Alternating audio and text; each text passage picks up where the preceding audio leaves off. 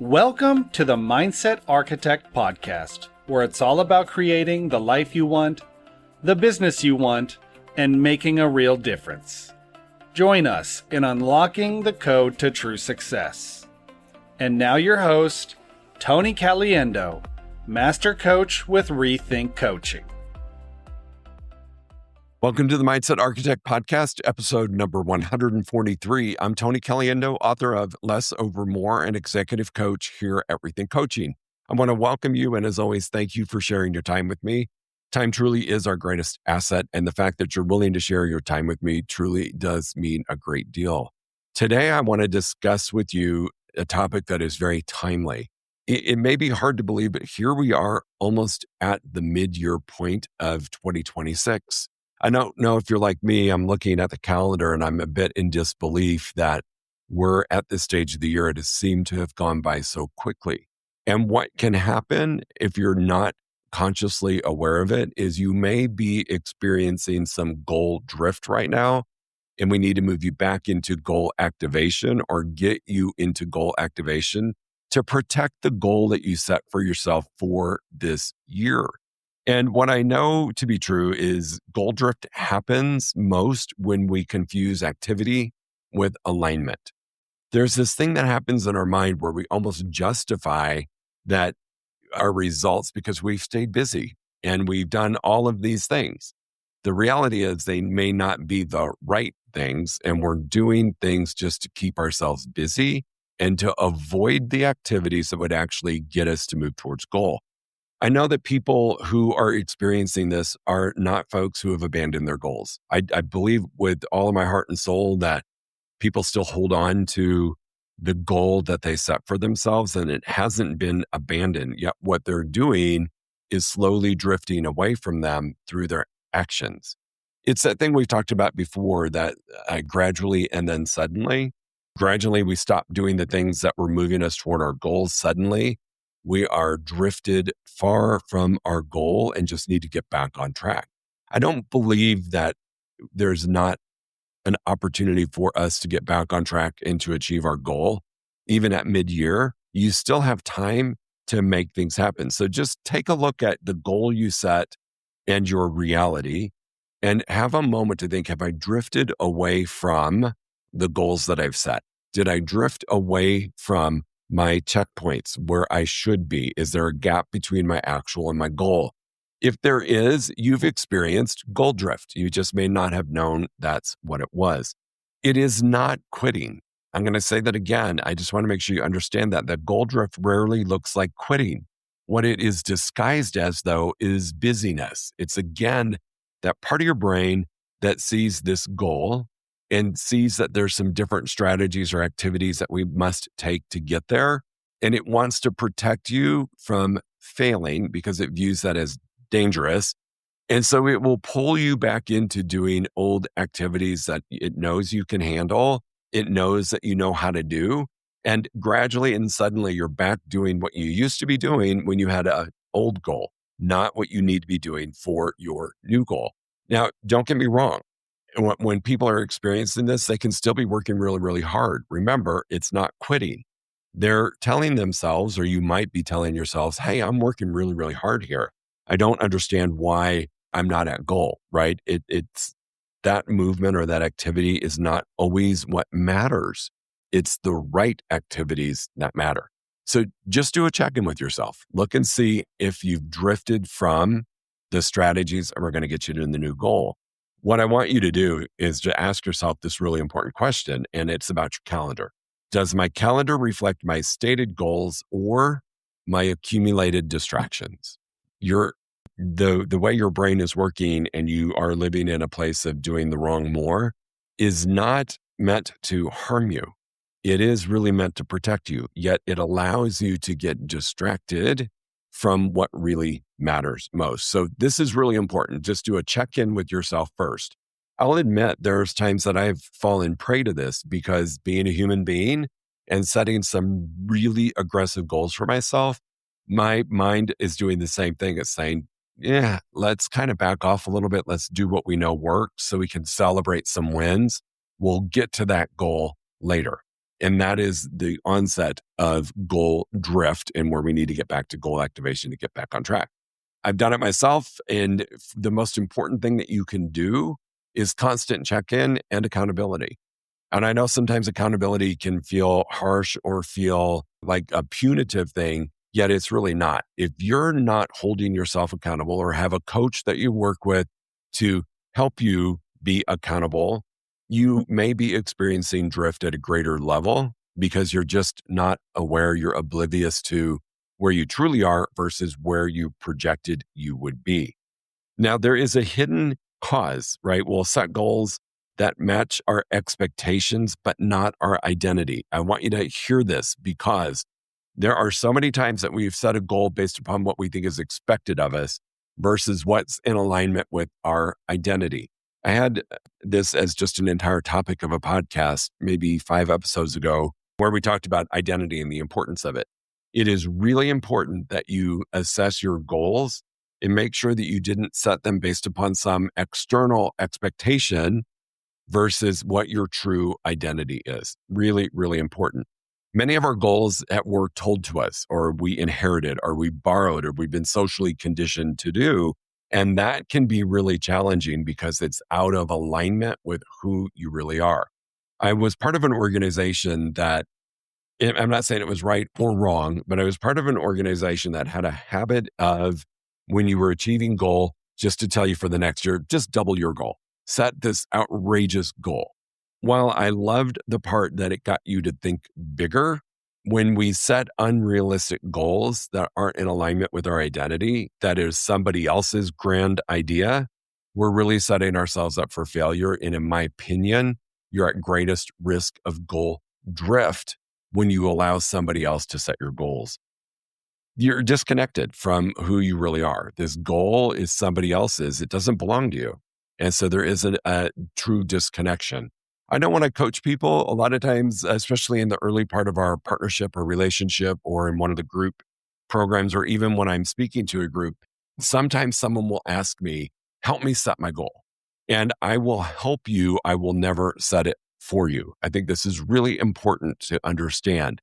If somebody is giving you your goal, it's not yours. You don't own it. It's not internal, and you're putting yourself at risk. It's not always about bigger, more, faster, more accumulation. That's not what it's about. You really have to be in touch and connected to the goal that you set. Now, I'm not saying, personally, myself, I have set some really aggressive goals. Last year, I set the goal of writing a book, in addition to growing the coaching company, in addition to doing keynote speaking, in addition to a few things. The goals were very, very aggressive, but they were mine. Nobody came to me and said, you're going to write a book this year. And then I had all these actions on how I was going to get the book written. But because the book wasn't my idea or my goal, I would avoid the activities. So just be aware of the goals that you set. Are they yours? Are they yours because it matters to you? Are they yours because of the impact they're going to make? I think that is one of the biggest disconnects that can happen when we experience goal drift is we forget about the impact that the goal will have, especially if it's not a goal that you set. If you're pursuing a goal that never belonged to you, you're going to get disconnected. It's just going to happen. I was talking to a group of agents recently and really, really intelligent entrepreneurs. And there was this disconnect between the goal and the impact. And as soon as we connected that and said, okay, so if we're off by X amount of units per year, what would be the potential income from those units? And we came up with the dollar amount. And I simply asked, if I wrote you a check today for that dollar amount, what would it do for you? What would be the impact? And they lit up, their energy changed, and they knew exactly what they would have been able to do. And then you pose the question, are you okay giving that up? That little shift of connecting back to the goal you set is really, really important. So if you haven't done this and you've experienced goal drift, I'm going to invite you to go back to the goals that you set and to look at the impact that when you achieve that goal is going to be made. I always say, what's the impact on you? What's the impact on your family and friends? What's the impact on your team if you have a team? What's the impact on your legacy? when you can connect emotionally to that goal, you'll realize if you've drifted, and it will help you get back into action to reactivate that really important goal to you. Sometimes we just have to make the emotional connection to it. Many times, goal drift is happening because when we have success without clarity, it might create goal fatigue. This is important. Too many goals create diluted execution, right?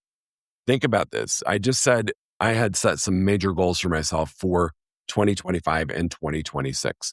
I can do this because I'm at a level of mastery in some of my businesses. Coaching, I'm at a level of mastery. I was not at a level of mastery of writing a book. I'm at a level of mastery at growing group programs and coaching programs. So I set several goals. You have to be aware of where are you with the potential of achieving that goal. If every goal that I set for myself for the year is not where I have experience or a level of mastery on it, and they're all new, I may have created a bit of overwhelm and overload for myself just because so many of them were uncertain. And I'm going to put my brain into overdrive saying, I got to protect you. We're going to go back to doing our old goals because we know how to do that and we're going to miss it. So more goals can often produce less progress. You have to know where you are on the journey of setting the right amount of goals and the right kind of goals. So this is again where it's incredibly helpful if you have a coach that can help you out. I've seen this happen, not with the clients that I have the privilege of coaching for a long time, because this is something we've worked on year after year. But I have seen this happen with clients before where they came with this laundry list of goals. And while it made me very happy that they were thinking really, really big, we had to edit that list down a little bit to the most important goals, to the goals that would have the most impact, to a few of the goals that they had achieved a certain level of success in the past. So this stretch wasn't going from zero, it was going from a higher point to the next higher point. It makes a difference. If you're not aligned with your goals, if you've just set a ton of goals, you're going to be out of alignment.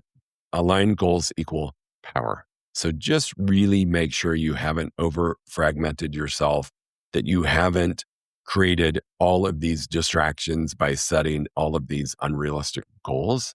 And just know that when we get back into goal activation, it will happen when you have really defined the right activities, or like I like to say, the right more activities. Really take a look at what's going on. Goal drift will accelerate when noise becomes your operating system. This is really critical for you to hear this. The environment around you will either reinforce activation or reinforce your distraction. All right. So we've talked about all of the things that can cause goal drift. Now I want you to think about if you're in that space, which it's fine if you are. It's okay. I want to talk to you about getting into goal activation so we can get you back on track. First thing I would look at is, check your goals. Did you overcommit? And make sure that they're your goals and that you're in alignment with them. And then it's really important that you take a peek around your environment. How many times are you getting distracted, disrupted? Notifications. How many times are you playing the comparison game? How many times are you getting into analysis paralysis with information overload? What type of culture have you created within yourself and your organization? Is it an urgency culture or is it a culture of satisfaction? Really take a look at your environment. And you are responsible for your environment, nobody else. Those things can create a problem. So notifications team, I remember this was a few years ago with my iPhone. I had notifications on for everything. I was getting notifications from CNN. I was getting notifications from my calendar. I was getting notifications from all different kinds of sources. And I was constantly being distracted. And a conversation with my coach, we turned off every single notification, text, email, DMs, all of that was shut off. The only notification that I have on my phone right now, there's two, is my calendar And then I have a motivation app that sends me motivational quotes throughout the day. Those are the only two notifications that I have on. I took control of my environment. I took control of what and how much I allow to come in. Your environment will train your attention. So if I've created an environment of peace, which I have, and I've talked about before, if I've created an environment of peace and that I can focus and I can get done the activities that I need to get done, then my attention will be different. If I have allowed external forces to control my environment, my attention is going to be distracted all of the time. And I'm going to feel a lot of starting over. So many people think, if you get distracted in the middle of your sales activities, you'll just pick right back up where you were. Any distraction that you get, whether it's a notification, a got a minute from a peer, you allow a phone call to come in, you're starting over. You're not picking back up where you left off. So really pay attention to your environment and create a bunker around yourself that supports what you need to get done. Take a look at who is in your environment. That's also important. I work from home with my spouse, and when my office doors close, that's a signal not to come in and not to bother me. And we have had to come up with some rules working from home so that we don't disrupt. So also take a look at who in your environment could be a potential distractor or a distraction and take care of it. It's more than removing unnecessary tasks. It's really about removing the noise that is going to cause you to fall into goal drift and stay out of goal activation. That is not our ultimate goal. Also, there's a thought pattern that happens when we experience goal drift. Attention or activation gets delayed through our conditional thinking. I've probably said this more than anything else in this podcast, and we're on episode 143, and I've probably said it 300 times. Thoughts drive all results. Thoughts drive all results. And activation gets delayed by our conditional thinking.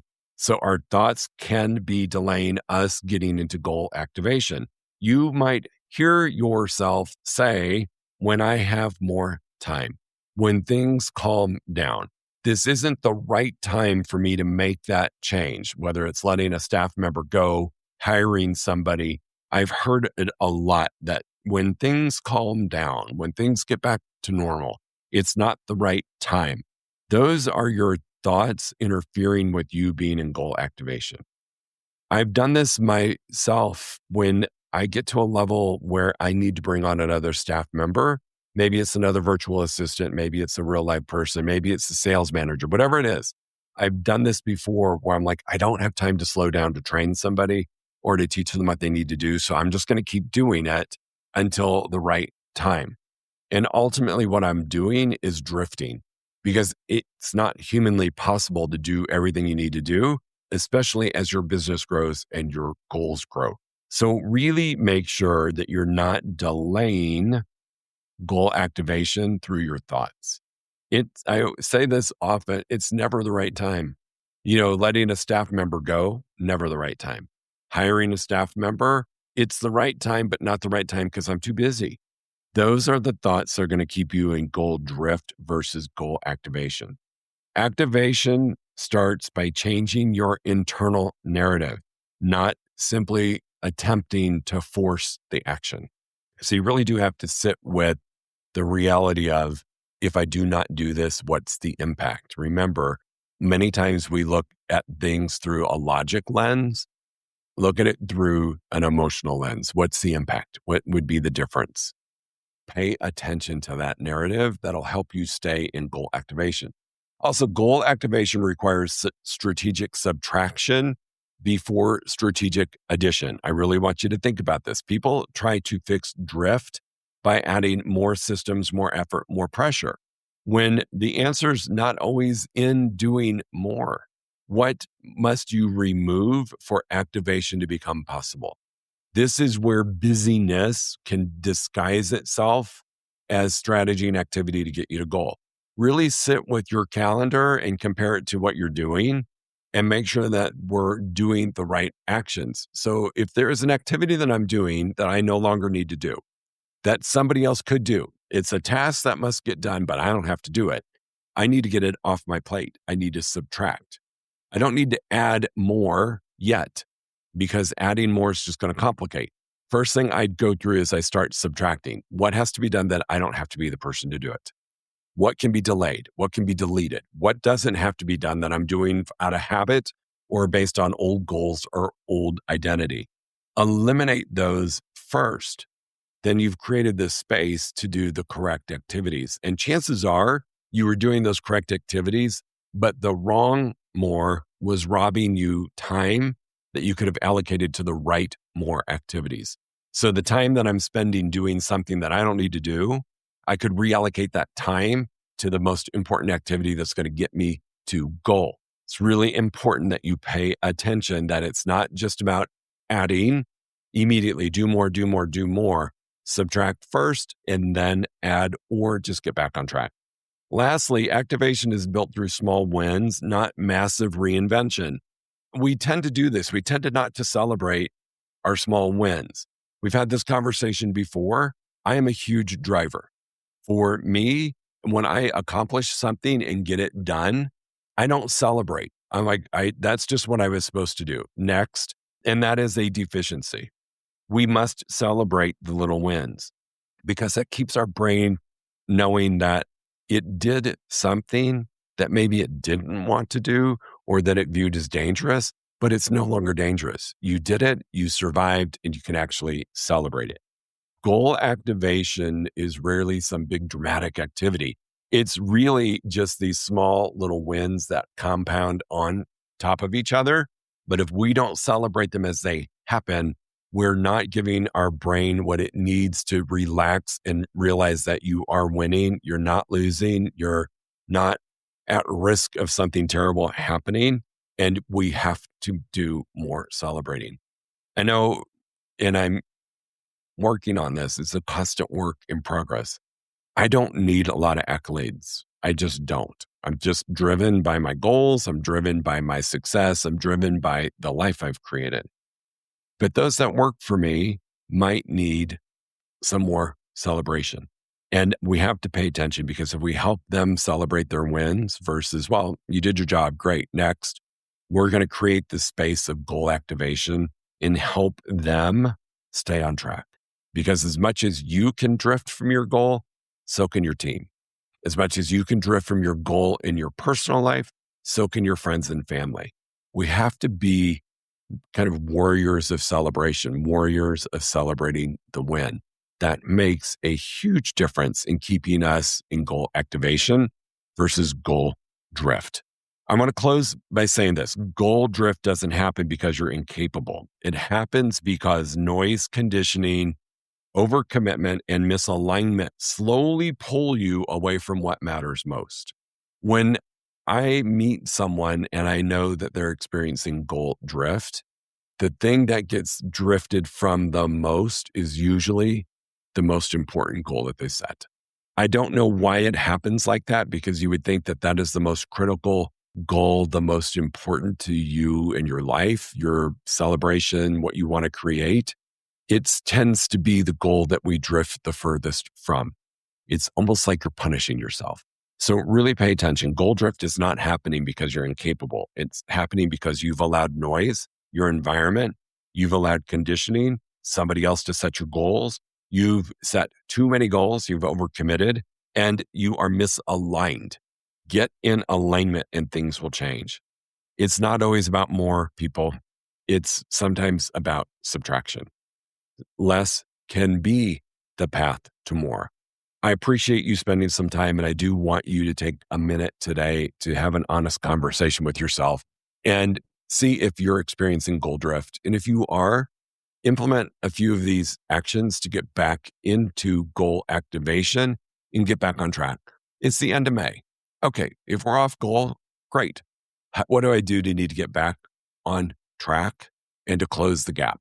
Chances are, if you're off goal, you're not off goal by much. You're off goal by a said number. Put some impact to that number. What will it do for you your family, your friends, your team, your legacy, get emotionally connected to it, and then re-engage. That's probably the quickest way to get back into goal activation. All right. Thanks for being here. I truly, truly appreciate it. And we will see you in a week. Go make it an awesome week. Get back into goal activation. Take care. If you enjoyed listening to this podcast, you must come check out the Mindset Architect Group Coaching Program. It's our monthly program where we explore the power of your mindset, help you identify what you truly want in business and life, and then help you reach those goals. Come check us out at rethinkcoaching.com/group-program. That's rethinkcoaching.com/group-program. We'll see you there.